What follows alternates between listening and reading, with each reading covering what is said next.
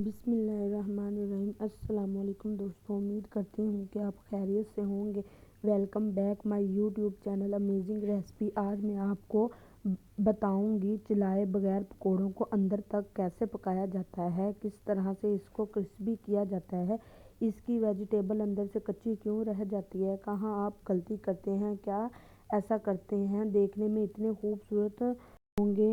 यहाँ हम बढ़ते हैं अपनी रेसिपी की तरफ। अगर आप मेरे चैनल पर नए हैं तो प्लीज़ मेरे चैनल को सब्सक्राइब ज़रूर किया करें। यहाँ हमें जिन चीज़ों की ज़रूरत है आप देख सकते हैं। यहाँ हमने एक खूबसूरत सा बोल लिया है। यहाँ हमने तकरीबन हाफ़ केजी आलू लिए थे, जिसको हमने काट कर पानी में भिगो कर रख दिया था, जिससे हमारे आलू काले ना हो जाएं। ये देखिए हम इसमें से निकाल लेंगे। आपके आलू की कटिंग अच्छी होनी चाहिए, ब्रीक वाली। ये देखिए हमने तकरीबन अपने आलू निकाल लिए हैं। यहाँ हमने ली थी प्याज 1 प्याली। आपकी प्याज अच्छी कटिंग होनी चाहिए, आप लंबी नहीं काटेंगे, छोटी काटेंगे, जिससे आपके अंदर से कच्चे बिल्कुल नहीं रहेंगे। यहाँ हमने 5-6 सब्ज़ मिर्च ली थी, जिसको हमने ब्रीक काट लिया था। यहाँ हमने धनिया लिया है, ये भी इसमें जाएगा। यहाँ हम अपनी सब्जियों में डालेंगे अपने मसालों को। यहाँ हमने 1.5 टीस्पून नमक का लिया है, 1 टीस्पून लाल मिर्च पाउडर का लिया है, हाफ़ टी स्पून हल्दी का लिया है।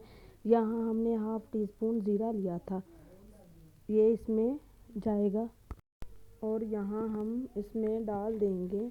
और यहाँ हमने साबुत धनिया लिया है और सूखी मेथी ली है। हमने घर में सुखाई हुई है मेथी, आप भी चाहें तो घर में ही सुखा कर इस्तेमाल किया करें। तो यहाँ हमने बेसन लिया है 1 कप, जिसको ब्रीक छाननी से छान लिया था। इसमें इतना बेसन डालेंगे सब्जियों को पकड़ सके। 2 टेबलस्पून इसमें पानी का जाएगा, इतना ही पानी काफ़ी होगा। हाँ, हमने अपने हाथों को अच्छे तरीके से धो लिया था, आप चाहे तो ग्लव्स डालकर भी इसको मिक्स कर सकते हैं। यहाँ हम इसे अच्छे तरीके से वेजिटेबल्स के साथ अपने बेसन और मसालों को मिक्स कर लेंगे। और यहाँ अब एक और बड़ी बात, पकोड़े बनाते वक्त किस तरह से पकोड़ों को जब ऑयल में डाला जाता है तो कभी इस तरह से गोल मटोल नहीं बनाना, ये खूबसूरती नहीं होती, अंदर से भी कच्चे रह सकते हैं, इसकी सब्जियाँ भी कच्ची रह जाती है। इस तरह से आप उंगलों के साथ पकोड़े डालेंगे। गरम तेल में आपने कभी पकोड़े नहीं डालने, जल जाते हैं, इससे अंदर से कच्चे रह जाते हैं, टेस्ट कभी नहीं अच्छा आएगा। यहाँ हम नॉर्मल फ्लेम पर पकाएंगे तो इसके अंदर वेजिटेबल है वो भी कुक हो जाएगी। इस तरह से आप उंगलियों के साथ पकोड़े डालेंगे।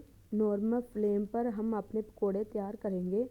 यहाँ देखिए कि पकोड़ों का कलर भी बहुत अच्छा आएगा। ऐसे हम उंगलियों के साथ ही अपने पकोड़े डालेंगे, जिससे इसकी वेजिटेबल वो भी अच्छे तरीके से अंदर से पक जाएगी।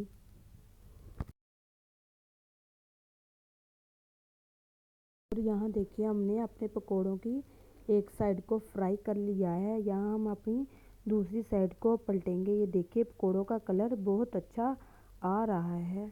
देखिए हम इसे ऐसे ही दूसरी साइड भी ऐसे ही पलटेंगे, बिल्कुल आराम से, ये टूट ना जाए।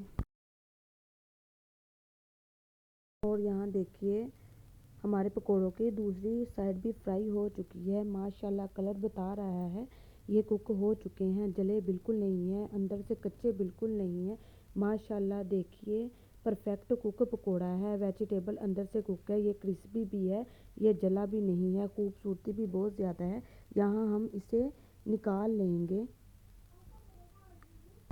और यहाँ देखिए तकरीबन हमने सारे पकोड़े निकाल लिए हैं।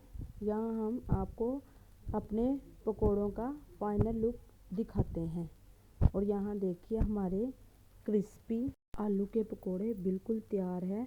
उम्मीद करती हूँ कि आपको मेरी ये रेसिपी ज़रूर पसंद आई होगी। अगर पसंद आई है तो प्लीज़ मेरे चैनल को सब्सक्राइब ज़रूर करें। यहाँ हम मिलेंगे एक नई रेसिपी के साथ, तब तक के लिए अल्लाह हाफ़िज़।